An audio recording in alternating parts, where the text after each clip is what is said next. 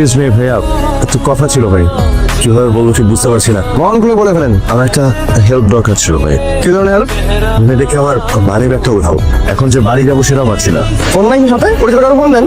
ফোনে ট্রাই করতে তোমার ফোনটা সুইচ অফ হয়ে গেছে। আমি আপনার আমার কিছু টাকা দিয়ে দিলে আপনার হেল্প পেতো না? হ্যাঁ ভাই, আমি বাড়িতে পৌঁছে আপনাকে ইমিডিয়েটলি ফেরত দিতে পারবো। তো বাড়ি কোথায়?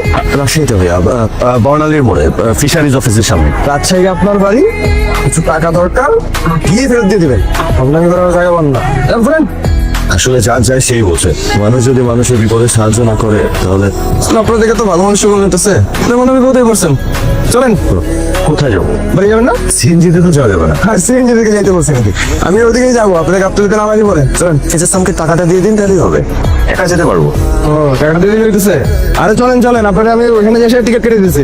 ভাই আমার তো লাইট আছে, তো জান নিয়েছো আমার কোনো